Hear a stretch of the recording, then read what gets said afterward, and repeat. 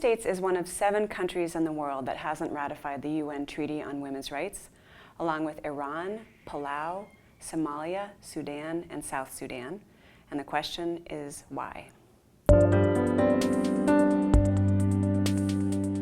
CEDAW, the Convention on the Elimination of All Forms of Discrimination Against Women, has been really important in shaping global norms and women's rights policies in the developing world, particularly in Latin America, which is where I've done most of my research in the past.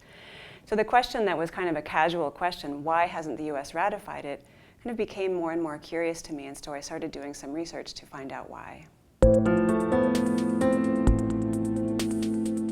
So CEDAW is one way to think about it. It's an international bill of rights for women that has been ratified by most UN member countries. One reason why the United States hasn't ratified it is fairly simple. We have failed to gather the 2/3 vote necessary to ratify a treaty, which is true for all treaties in the United States. But the question is, it's really not for lack of trying. There have been 5 Senate hearings on CEDAW in the last 25 years, and there are pitched battles between pro-CEDAW women's organizations and anti-CEDAW women's organizations that have existed since the 1980s. And these hearings have been largely focused on the Senate, trying to get the Senate to either ratify or not ratify, and outside of the public arena.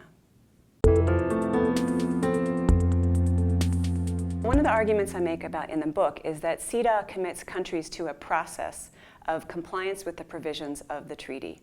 And so by agreeing to, or by ratifying the treaty, you commit yourself to a regular process of reporting on the status of women's rights and compliance with the treaty in your particular country. By not ratifying the treaty, we're not part of this process.